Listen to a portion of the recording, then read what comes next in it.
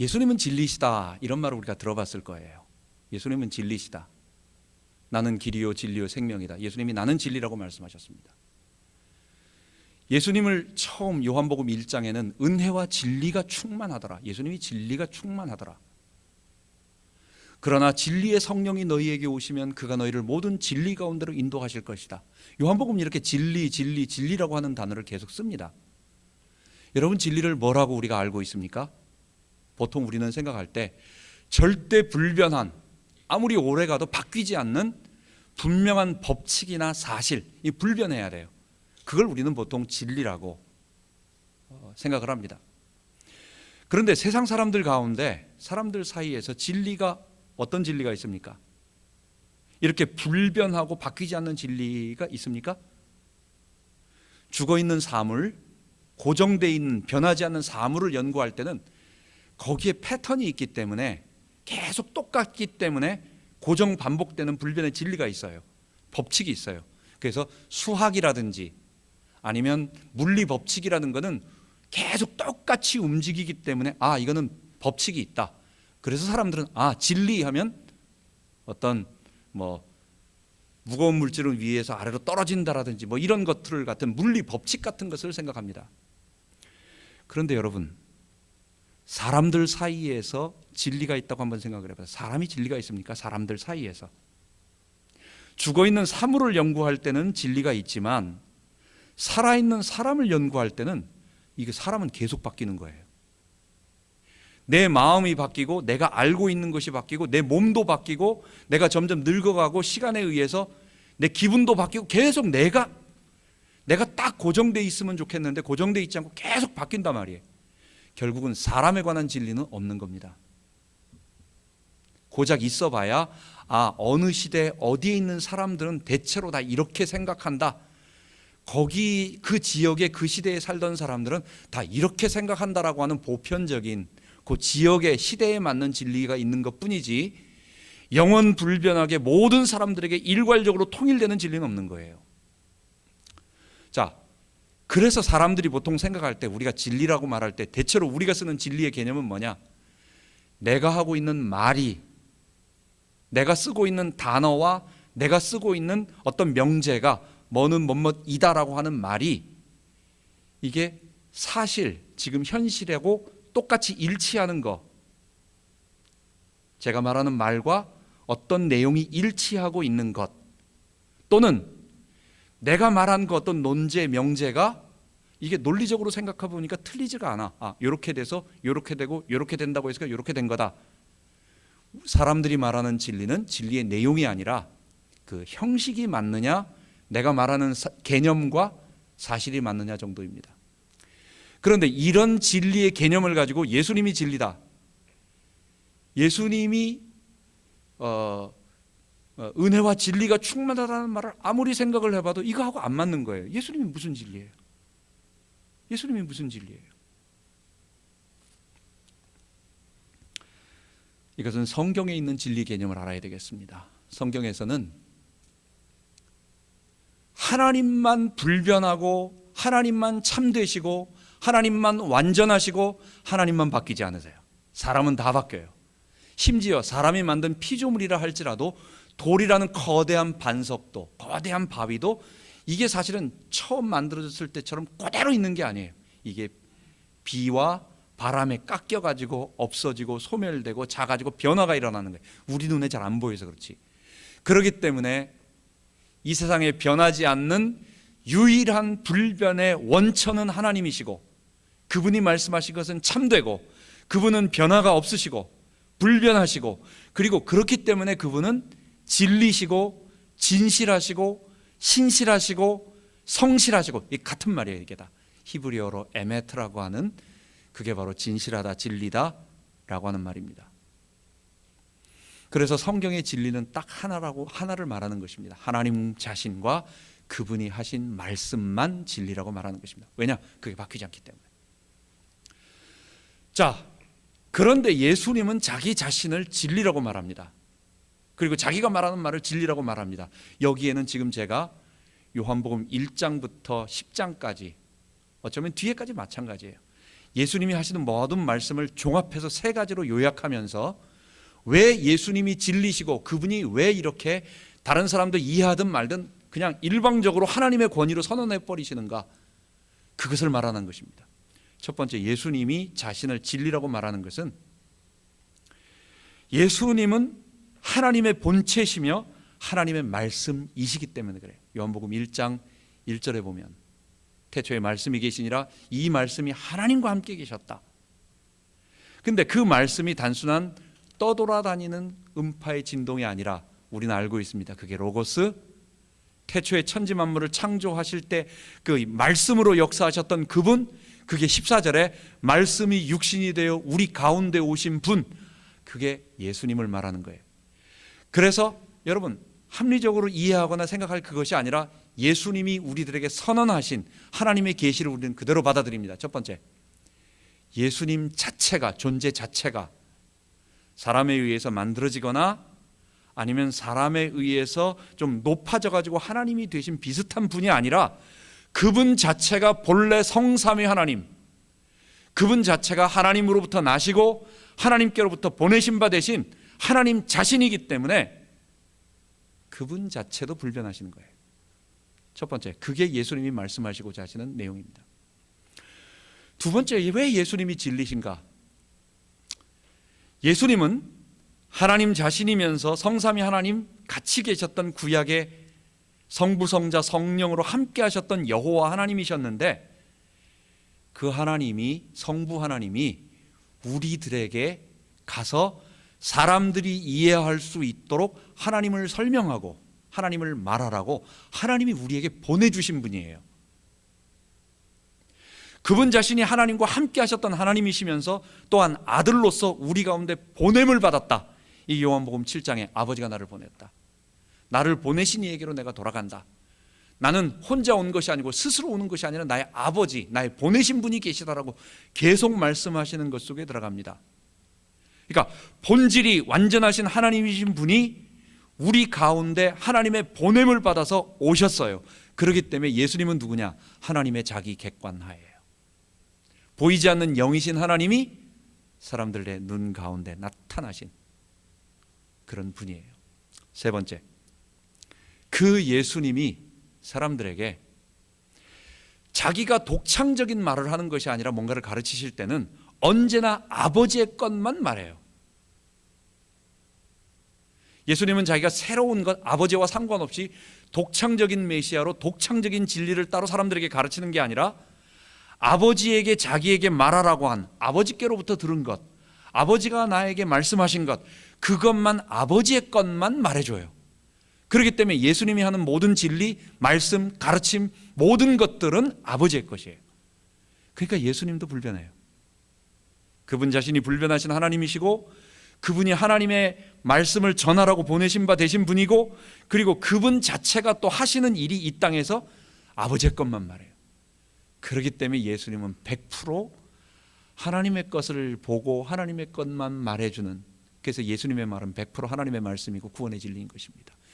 이게 제자들, 그 예수님 그 초막절에 사람들이 예수님에게 계속해서 공격하고 율법을 파괴하는 자라고, 네가 안식일을 어겼다라고, 율법을 어겼다고 공격하는데도 예수님이 그런 것과 전혀 상관없이, 예수님이 내가 바로 하나님이기 때문에, 내가 하나님께로부터 보냄받은 자이기 때문에, 내가 하나님의 말을 지금 하나님과 항상 함께 있고, 그리고 하나님이 하라고 하는 말만 내가 너희들에게 전하기 때문에 율법에 대한 나의 해석이 참이다. 이건 그 사람들이 인정하거나 인정하지 않거나 상관없어요. 그게 하나님의 말이기 때문에 그래요. 여러분, 그래서 예수님이 진리인 것입니다. 이 세 가지를 이해해야 앞으로 예수님이 계속 하시는 말씀을 우리가 이해하는 것입니다. 그래서 예수님이 진리인 것입니다. 두 번째로 본론에 들어가서 예수님이 진리라는 건 예수님이 불변하신 하나님을 그대로 대표하시고 그대로 우리들에게 말씀하시는 하나님이시기 때문에 예수님이 진리구나. 그런 건 진리의 개념은 알겠는데 그럼 진리의 내용이 뭐냐라고 하는 것입니다. 그게 요한복음 8장 32절부터 나오는 말입니다. 그 앞까지는 계속해서 그 부분을 가지고 싸운 것이고, 이제 뒷부분부터는 그럼 내가 너희들에게 전하는 진리란 이거다 라고 말씀하시는 그것을 보는 것입니다. 진리를 알지니 진리가 너희를 자유케 하리라. 예수님은 처음에 그렇게 얘기했어요. 우리 하버드 대학교 교패에 보면 베리타스라고 이렇게 써 있어요. 그게 라틴어 로마자로 그게 이제 진리라고 하는 겁니다. 우리 대학교는 다 진리라는 말 많이 좋아하잖아요. 베리타스 룩스미아. 그래서 서울대학교 교패에도 그렇게 써 있어요. 진리는 나의 빛.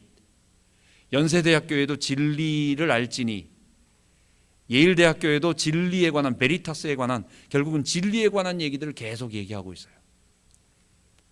불변하는 진리, 세상 진리 사람들에게는 없고 하나님만 불변하시고 하나님의 뜻과 계획, 하나님의 말씀만 진리다 라고 하는데, 그럼 그 내용이 뭐냐라고 하는 것입니다. 예수님은 너희를 자유케 하는 진리가 있다 라고 말씀하고 계신 거예요. 유대인들이 그 자유라고 하는 말에 그냥 아주 기분이 팍 상했어요. 왜냐하면 이 사람들은 항상 사람은 누구하고 비교해가지고 내가 너보다 낫다라고 하는 그것을 가지고 우월감을 가져서 그렇게 교육을 시켜야 애들이 좀 프라우드하게 생각하고 뭐 좀 기죽지 않고 이렇게 살아간단 말이에요. 그러니까 알게 모르게 자꾸만 내 자녀에게 너는 그래도 멸치처럼 뼈대가 있는 집안이야. 생선이란 말이야. 너는 뼈대 없는 집안이 아니고, 이렇게라도 우리 족보 한참 올라가 보면 그래도 정승 하나쯤은 있어 뭐 이러면서 어쨌든 계속해서 그렇게 아이들에게 뭔가를 가르친단 말이에요. 유대인들이 가르치는 건 뭐냐? 우리는 아브라함 자손, 사라의 자손, 종 하갈에 의한 이스마엘의 자손이 아니다. 그 사람들과 비교했을 때 그들은 종의 자녀고, 우리 주변에 있는 많은 아랍 족속들은 다 종의 자녀고 하갈의 자녀고, 우리는 정부인, 아브라함의 진짜 부인인 사라를 통해서 약속에 의해서 태어난 자들이다. 우리는 혈통적인 자유인이다. 자유인이란 말은 뭐예요? 진짜 아들이고 아버지의 기업을 다 물려받을 상속자라는 말이에요. 그걸 프라우드하게 생각하며 계속 교육을 해놨는데 예수님이 너희를 자유케 한다라고 하니까, 우리는 포로된 자도 아니고 우린 종이 아니다. 벌써 딱 거기에 해가지고 우리가 종이 아닌데 왜 종이라고 말하느냐. 예수님은 얘기하십니다. 너희가 지금 아브라함 자손 아니라고 얘기하는 게 아니라, 너희 이삭 자손이라고 하는 거 내가 이해하는 그 말하는 게 아니라, 너희는 죄를 범하는 자마다 죄의 종이라. 지금 이 말씀을 하시는 거예요. 내가 말하는 것은 사람에게 포로됐다는 얘기가 아니라, 노예가 됐다는 얘기가 아니라 죄의 종이고, 그리고 36절에 34절에 죄를 범하는 자마다 죄의 종이라, 36절에 아들이 너희를 자유케 하면 너희가 참으로 자유하리라. 이 말씀하시는 거예요. 결국 예수님이 말씀하시는 진리, 하나님이 예수님을 통해서 하나님을 알지 못하는 사람들에게 전달하시고자 하셨던 그 진리의 내용은 모든 사람들을 죄로부터 자유케 하는, 그 죄로부터 해방시키는 그 진리였다라는 거예요. 그 진리는 뭡니까? 그 진리는 바로 예수님, 아들이 너희를 자유케 하겠다는 거예요. 아들이 너희를 자유케 하겠다. 그럼 자유케 하는 방법이 뭐냐? 거기에 본문에 계속해서 왔다 갔다 조금 하시는 것이, 내가 조금 있다가 아버지께로 돌아간다, 나를 보내신 이에게로 간다, 내가 조금 있다가 가면 너희들이 나를 찾지 못한다, 결국은 나는 다시 인자가 들려야 하고 영광을 얻어야 한다, 이런 말들을 계속해서 사람들에게 하시는데, 사람들은 그 말이 뭔지를 몰라요. 그거는 뭐냐? 그게 바로 사람들을 죄로부터 자유케 하는 진리라는 거예요. 우리는 좀 더, 우리가 만약에 그 당시에 있었으면 잘 몰랐을 거예요. 뭐 예수님이 죽으시고 뭐 십자가에 죽는다는데 그게 뭔 말인가? 유대인들이 저가 흩어진 유대인 디아스포라 유대인들에게 가는가? 또 8장에는 저가 스스로 자결하려는가? 하여간 별 생각을 우리도 똑같이 했을 거예요. 그런데 우리는 예수님이 십자가와 부활을 다 알고 보니까, 예수님이 지금 아버지께로 돌아간다라고 하시는 말씀은 우리들에게 죄로부터 자유케 하는 진리를 스스로 가르쳐 주실 뿐만 아니라, 그 진리를 스스로 우리에게 적용시킬 수 있도록 실제로 사역을 하시는 거예요. 그 사역이 뭐냐? 자기가 친히 십자가에서 죽으시고 그 죽으심에 모든 사람들이 다 함께 믿음으로 동참해서, 그럼 우리가 다 죽게 되는 거예요. 우리의 죄의 본성이 다 죽게 되는 거예요. 그리고 예수와 함께 다 똑같이 부활해서, 이 말은 예수님의 성령이 우리 안에 거하셔서 우리를 통치하시는 것. 이 방법으로만 우리가 죄에서 자유케 되고, 우리가 의로운 백성이 되고, 우리가 거룩한 백성이 되어서 이게 생명을 얻었다는 말이고 하나님의 백성이 된다. 이런 원리가 있다, 이렇게 되어야 한다는 것을 가르치는 걸 진리라고 말하고, 그 진리를 실체화시키기 위해서 하신 일을 십자가 사역이라고 말하는 것입니다. 예수님은 그것을 계속해서 사람들에게 말하는 것입니다. 우리는 초막절날 예수님께서 이 진리를 갖다가 처음부터 서서히 말씀하셨지만, 그러나 이 초막절은 예수님이 이제 십자가에 달려 죽기에 6개월 전, 정확하게 6개월 전입니다. 초막절은 6월절에 정확하게 6개월 전이에요. 그 6개월 이후에 자신이 십자가에 지신 바 되고 죽으신 바 되는 일을 하시는데 얼마 남지 않은 거예요. 요 기간 동안 처음에는 서서히 조금 말씀하시다가 이제 이 초막절날 그 7장부터 한 10장 중반부까지 예수님이 집중적으로 이 얘기를 하시는 것입니다. 그 이야기를 해 가시는 가운데 예수님은 초막절날 이루어지고 있는 두 예식을 통해서 자신의 진리 설교가 단순하게 진리만 선포하는, 사람들이 알지 못하는, 좀 이해할 수 없는, 설득시키려고 논리적으로 요게 이렇게 돼서 요게 이렇게 됐다라고 이렇게 설득시키는 것이 아니라 그냥 하나님의 권위로 일방적으로 선포하시는, 너희가 이해하든 이해하지 못하든 일방적으로 선포하시는 듯한 그 진리 선포를 어렵지 않도록 실제로 실체화시켜서 사람들에게 보여주시는 것입니다. 그게 바로 초막절날 이루어지고 있는 낮의 관제의식, 실로암 물을 떠다가 붓는 것. 구약 성경에는 사실 이러한 의식이 없어요. 구약 성경에는 이렇게 관제를 부어라 또는 초막절날 불을 펴라 이런 게 없어요.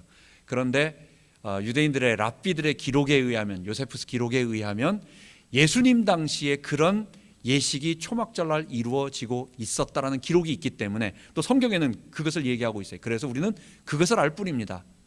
뭐냐? 낮에는 실로암 물을 떠다가 물을 부으시면서 반석에 물을 먹여 우리를 살게 하신 예수님, 하나님을, 광야의 하나님을 찬양하는 그런 일들. 예수님은 그때 내가 바로 목마른 너희들에게 물을 주어 마시게 하는 생명수의 강, 생수의 강이다. 누구든지 나를 믿는 자는 그 배에서 영생하도록, 그 배에서 생수의 강이 흘러넘치리라고 말씀하시고, 그리고 그것을 실제화시키기 위해서 가늠한 여인에게, 사실 그 가늠한 여인이 죄에 잡혀 목마른 여인이었어요. 그 여인을 용서하시며 정말 그 목마른 여인에게 그 생수의 강이 성령으로 말미암아 예수 믿을 때 오는, 죄로부터 자유함을 얻을 때 오는 그 성령, 그리고 하나님 백성의 거룩함의 축복을 그에게 말씀해 주신 것입니다. 그래서 가늠한 여인 사건은 그냥 단순하게 예수님이 용서하셨다, 우리도 용서하자, 뭐 이 정도도 있지만, 전체의 초막절날 예수님의 진리 속에서 그 진리를 실체화시키는 설교의 예로서, 그 여인의, 목마른 여인의 속에 생수의 강이 넘쳐다 난다라고 하는 진리의 말씀으로 인하여 생수의 강이 넘친다라고 하는 것을 보여주시는 사건으로서 그를 치유하시고 그를 용서해 주신 것입니다. 뿐만 아니라 오늘 실로암 소경도 마찬가지입니다. 예수님이 길을 가시다가 소경을 만나게 됩니다. 바로 그 전에 예수님이 요한복음 8장 후반부에 보면 진리 설교를 하시고 그 앞에는 내가 곧 생명의 빛이다 라고 말씀하시고 계세요. 그리고 나서 그 사람들이 돌로 치려고 하니까 예수님이 떠나가시는데, 길을 가시다가 예루살렘 성전 떠나서 뭐 성 안에서든지 그 주변에서 한 소경을 보게 된 것입니다. 예수님은 이 간음한 여인을 용서하는 것과 똑같이 자기가 하시던 진리의 말씀을 그대로 말씀하시기 위하여 초막절날 이루어지고 있는, 낮에는 물을 붓듯이 밤에는 성전 뜰에다가 등대를 높이 세우고 거기에 불을 피우는 의식을 합니다. 하나님께서 광야에서 우리에게 구름과 불기둥으로 밤에 우리를 갖다 보호해 주신 분이다.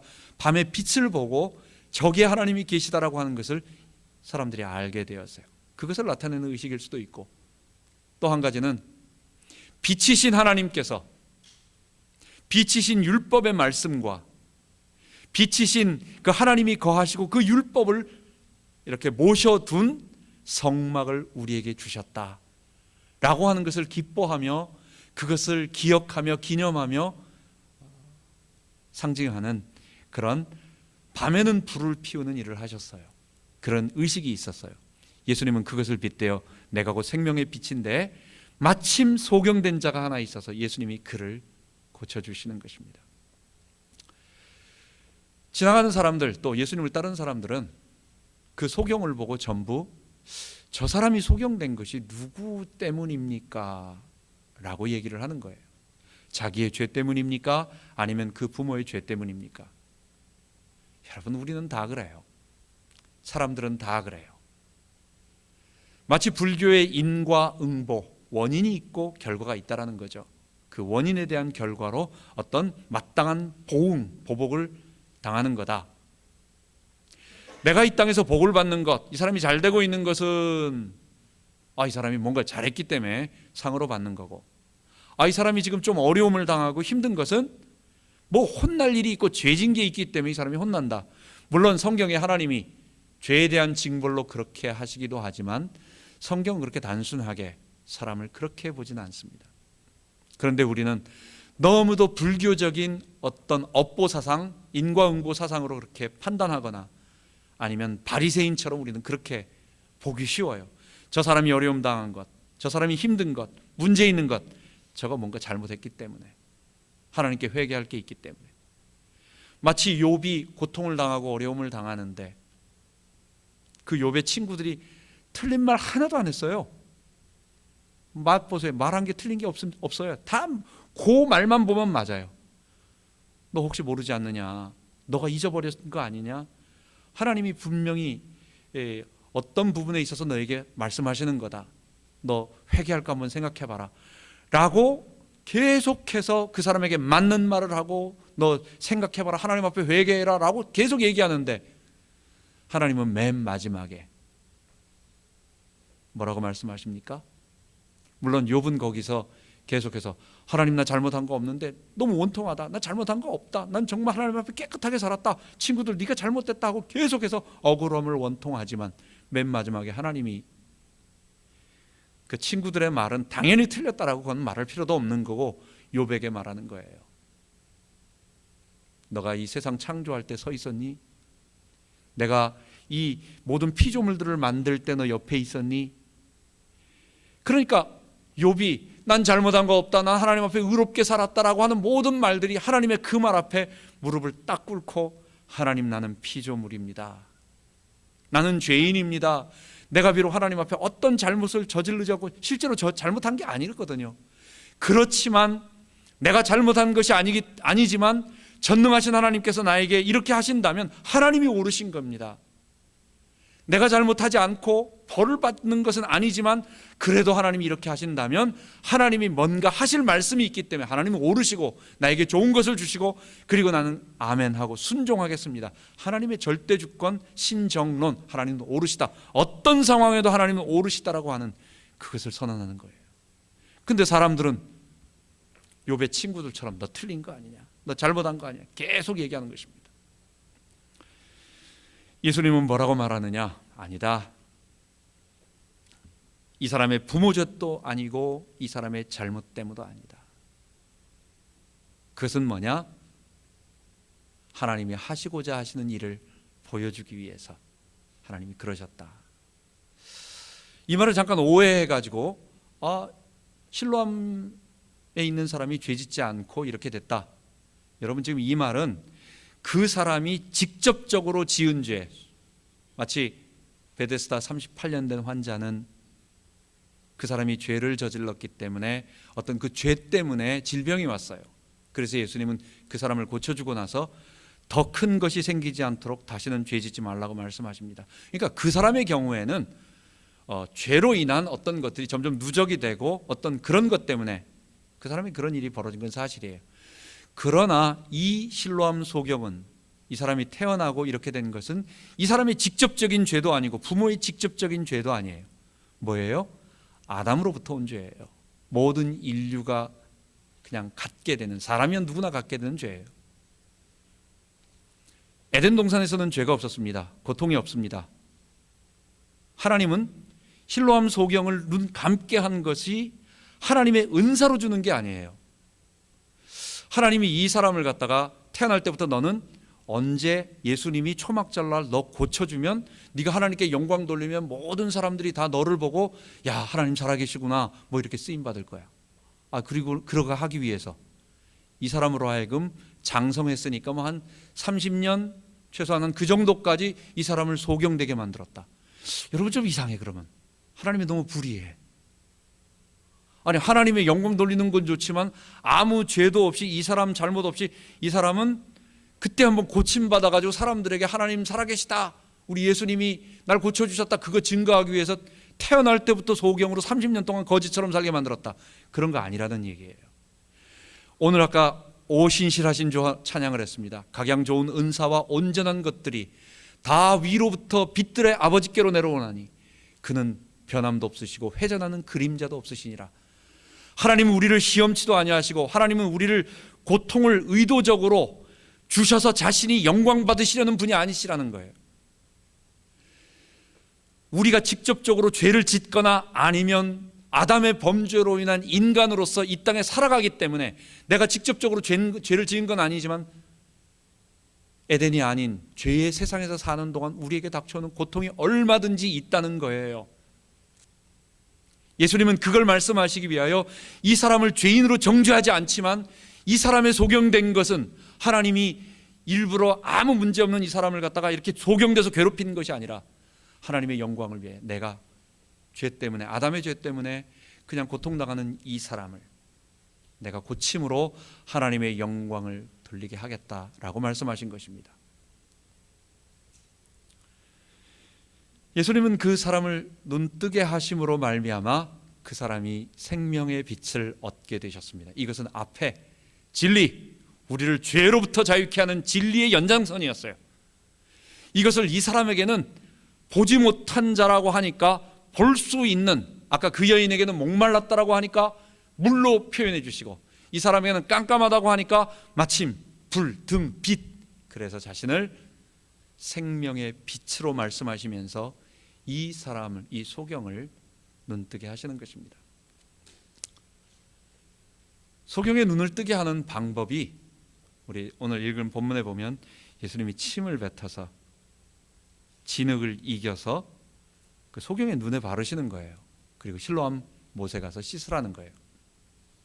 실로암 못으로 보낸 건 아무래도 그 못에서 물을 떠다가 초막절 절기를 지키는 것이기 때문에 당연히 눈에 이렇게 흙에 묻었으니까 닦아야 되니까 베데스다 연못으로 보내지 않고 실로암 못으로 보낸 것은 아무래도 실로암 못이 초막절과 연관되어 있는 그것이 이렇게 다 연관이 되었을 거라 생각이 됩니다. 우리가 조금 어려운 거는 왜 하나님이, 왜 예수님이 그 침을 뱉어가지고 진흙을 그렇게 했냐라는 거예요. 좀 디스커스팅, 조금 이렇게 좀 불편하지 않아요? 우리가 예수님이 바디메오 고칠 때는, 소경일 때는 말씀으로 하셨다고요. 그 베데스다 그 병자 고칠 때도 말씀으로 하셨다고요. 그 왕의 신하도, 중풍병자, 왕의 백부장의 종도, 왕의 신하의 아들도 다 말씀으로 얼마든지 하셨다고요. 그런데 왜 침 뱉었을까? 그 왜 침 뱉어가지고 조금 우리가 어렵게 말해요. 왜 예수님 그 좀 깨끗하게 좀 하시지? 우리 생각했을 때는 왜 침을 뱉어가지고? 그건 예수님한테 물어봐야 돼요. 잘 몰라요. 그러나 사실 뭐 예수님이 그렇게 하셨는데 우리가 어떻게 알겠어요? 그거는 천국 가서 물어봐야 할 게 좀 많지만 어쨌든 그래요. 그러나 중요한 거는 그냥 이 안식일과 진리의 메시지와 연장선으로 봤을 때, 같이 봤을 때 흙을 갖다가 짓이겨서 이렇게 비비는 것이 일하는 겁니다. 유대인들이 정한 안식일에 일하는 것은 이런 게 일하는 거다라고 정한 36가지인가 있는 것 중에서 뭘 빻는 거, 이렇게 비비는 거, 이렇게 하는 거를 갖다가 짓이기는 거를 일한다라고 그래요.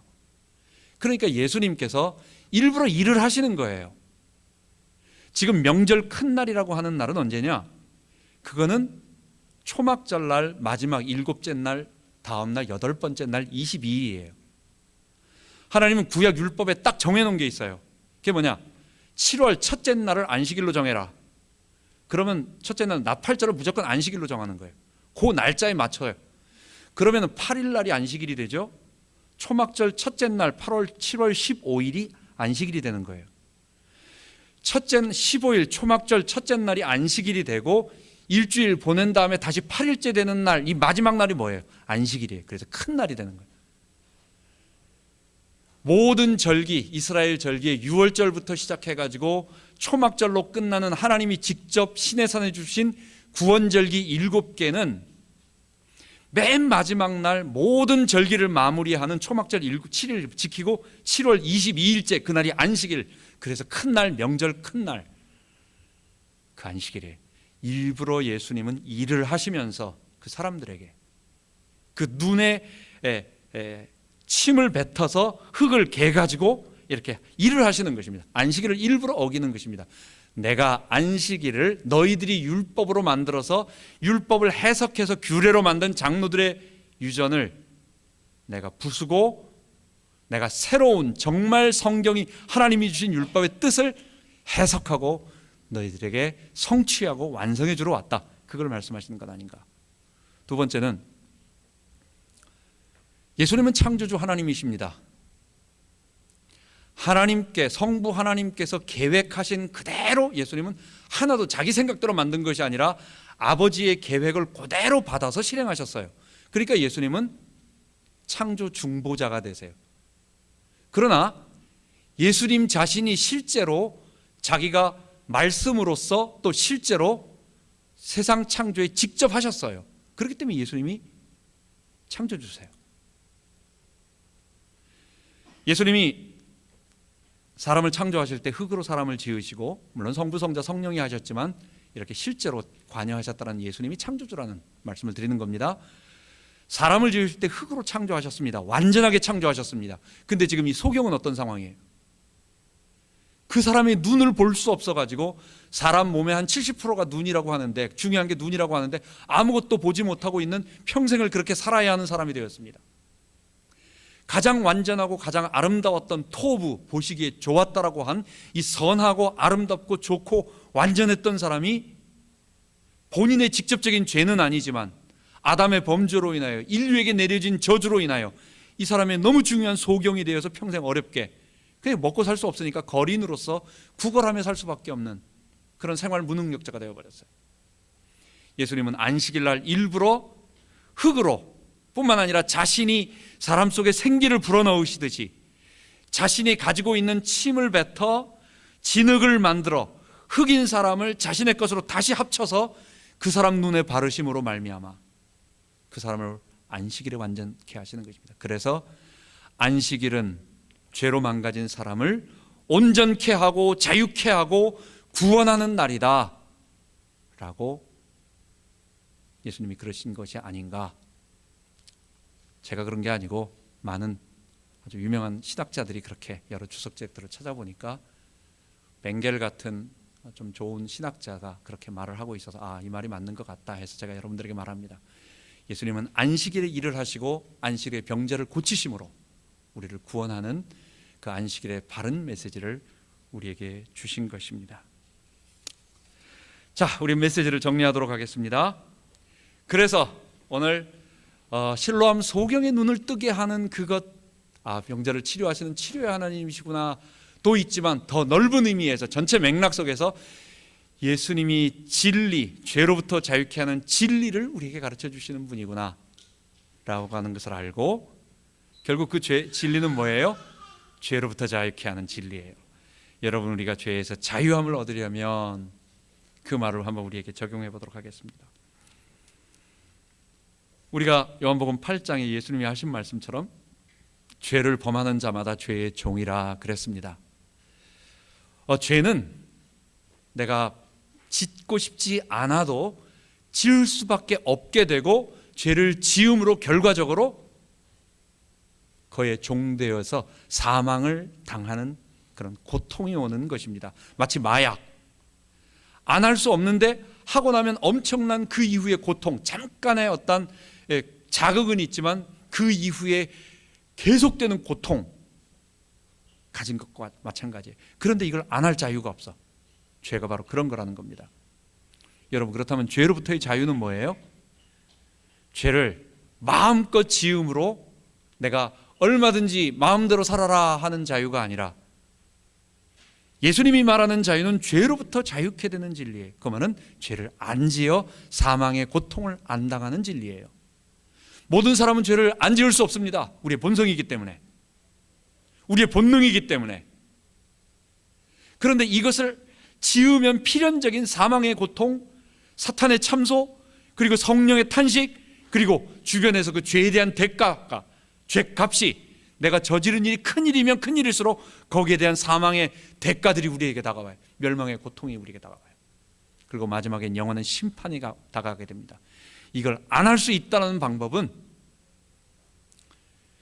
결국은 두 번째, 그리스도의 보혈로 말미암아 된다는 것입니다. 아들이 너희를 자유케 하면 너희가 참으로 자유케 되리라.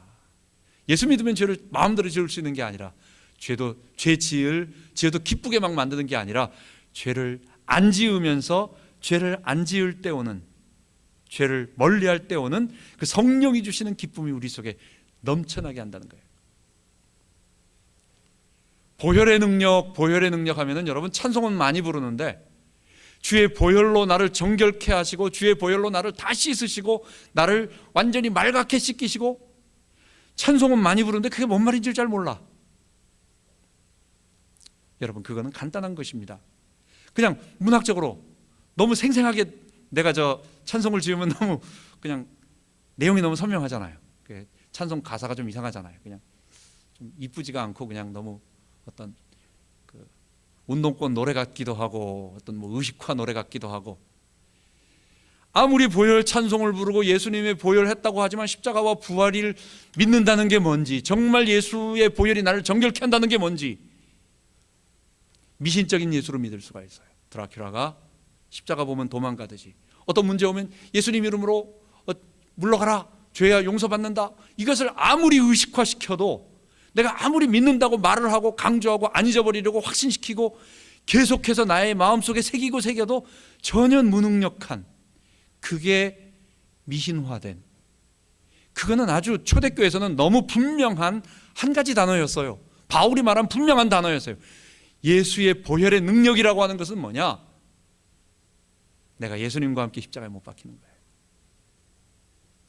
십자가에 못 박힌다라는 말은 십자가에 못 박히신 예수를 바라보고 그분이 날 위해 죽으셨다는 것을 인정하고, 나도 그분과 함께 못 박히겠습니다라고 믿음으로 그분 앞에 무릎 꿇고 회개하는 걸 얘기하는 거예요.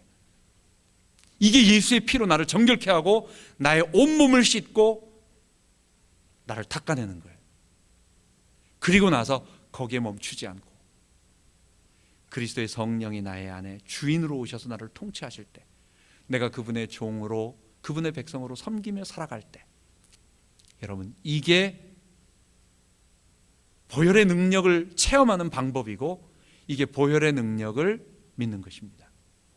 이때만 사탄이 도망갑니다. 내가 죽지 않고 아무리 십자가 아무리 얘기를 해도 사탄 도망가지 아니하고, 죄의 능력은 내가 벗어날 수 없어요. 예수 이름 아무리 불러도 아무리 기도해도 죄의 능력, 결국은 난 실패하고 넘어지고, 나를 의식화하고 나를 안 잊어버리려고 아무리 돌에다 새기는 것 같이 파도 내 마음에 새겨진 것 같지만 죄를 이길 능력은 없는 거예요. 그 말이 의미하는 바는 뭐냐? 내가 그리스도와 함께 십자가에 못 박히고 내 안에 그리스도께서 사시는 것, 내가 그분께 순종하고 그분의 성령이 나를 통치하는 곳 속에 엎드리는 것, 그걸 얘기하는 겁니다. 이걸 좀 더 생생하게 우리의 삶에 적용해 본다면, 여러분, 우리가 주인 될 때 나타나는 가장 큰 것이 내일을 주관하기 때문에 오는 염려와 걱정과 두려움, 그것입니다. 너희 염려를 다 주께 맡겨버리라. 이는 저가 너희를 권고하심이라.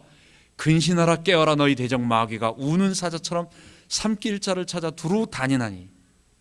여러분 이 말을 한번 잘 생각해 보세요. 우리 주변에 많은 일들이 있지만 우리가 그것을 보고 내가 주인 되어서 하나님의 나의 통치자가 아니고 그분이 나를 통치하시는 것을 이해하지 못하면 결국은 내일에 대한 내 먹을 것과 내 미래에 대한 염려를 하게 되면 그 염려를 틈타고 우리 주변에서 우는 사자처럼 삼킬 자를 찾아 두루 다니고 있는 그 사탄이 그 염려라고 하는 통로를 통해서 우리에게 들어온다라는 거예요. 사탄이 내 마음에 한번 딱 들어와서 사탄이 우리를 장악한다, 뭐 귀신 들린다 그 얘기를 하는 게 아니에요. 염려를 통해서 우리에게 시험을 준다라는 말이에요. 어떻게 되겠습니까? 그러면요 하나님 안 보여요. 그러면 내일에 대한 그럼 내가 어떻게 하지? 인간적인 방법, 하나님 의지하고 살아가는 것보다도 내 힘을 의지하게 되는 것입니다. 하나님께서 광야에서 40년 먹게 하시고 오직 하나님 한 분만 바라보도록 만든 것, 하나님이 쓰시는 사람은 반드시 그렇게 되는 것 같아요. 성경의 모든 사람들도 그렇고 예수님조차도 그렇게 말씀하셨어요. 나는 매일매일 나를 보내신 이와 항상 함께하고 나는 하루라도 성령의 충만함을 받지 않으면 안 된다. 예수님의 말씀이에요. 하나님의 보내신 이는 하나님의 말씀을 하나니 이는 하나님이 성령을 항상 충만하게 주신다라고 말씀하시는 거예요. 예수님은 언제나 하나님과 동행하고 하나님께 순종하고 이게 매일의 양식을 먹는 것입니다. 하나님과 동행하는 것입니다. 그거 안 되면, 그거 잊어버리면, 염려로 내가 그 하나님을 놓쳐버리면 그 다음에는 내가 주인 돼서 고통과 염려가 오는 것입니다. 여러분 이거 잊지 말고 초막절 메시지의 다음 시간에는 이제 하나님의 선한 목자 양의 문, 이건 예수님이 쉬운 메시지이기 때문에 이거는 우리가 그것만 따로 갖고 얘기할 거예요.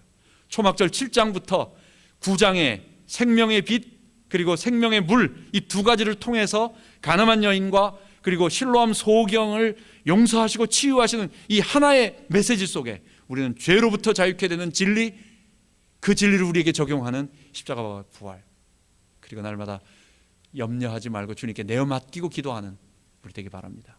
기도하겠습니다. 하나님 아버지, 오늘 초막절 예수님께서 말씀하신 예수님의 자기선언, 그리고 예수님이 하나님의 아들이시고 하나님이신 그 표적을 통하여 우리가 오늘 말씀을 배웠습니다. 결국 죄로부터 자유케 되는 진리, 십자가의 부활의 진리를 우리에게 말씀하시는 그것인데, 하나님 우리가 그것을 실제로 우리의 삶에서 날마다 적용하며 두려워하지 아니하며 주님 하루하루를 바라보며 오늘 주님이 나를 아침에 인도하시는 것을 따라 저녁까지 살고 내일 아침에 또 인도하셔서 내일 저녁까지 사는 하루하루 주님을 날마다 의지하고 신뢰하는 우리 될 수 있도록 인도하여 주옵소서. 감사드리며 우리 주 예수 그리스도의 이름으로 기도하옵나이다. 아멘.